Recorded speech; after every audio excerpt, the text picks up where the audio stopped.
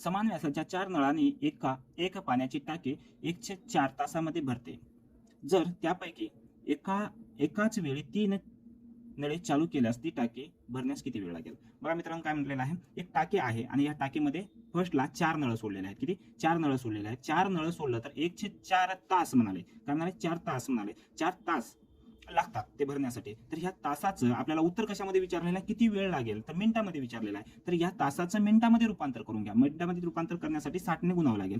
तर काय ते 15. म्हणजे 4 नळाने, काय म्हणायचे आपल्याला, 4 नळाने ते 15 मिनिटामध्ये भरते. तर 3 नळाने, जेवढे जास्त नळ असतील तेवढ्या कमी वेळामध्ये भरेल आणि जेवढे कमी नळ असतील त्या काय होईल, तेवढे जास्त वेळ लागणार आहे. तर किती वेळ लागते हे काढायचे आपल्याला. हे काय आहे? व्यस्त प्रमाण आहे. काय? व्यस्त. कारण काय आहे, नळ जास्त असतील तर वेळ कमी लागतो, नळ कमी असतील तर वेळ जास्त लागतो. व्यस्त प्रमाणामध्ये आपण काय करतो?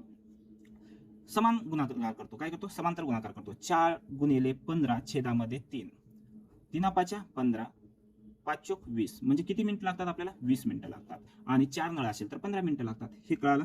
आता इथे फक्त कळालं नसेल, कारण काय, आपण तासाचं मिनिटामध्ये रूपांतर केलं. तासाचं मिनिटामध्ये बघा, तासाच्या एकूण तासामध्ये किती मिनिटात असतात? या 60 म्हणजे 4 भाग आहे. तर एक भाग म्हणजे किती? 60. याच्या किती पट आहे? 15 पट. याच्या 15 पट म्हणजे किती? ते 15 मिनिटं येते. तर आपला पर्याय क्रमांक आहे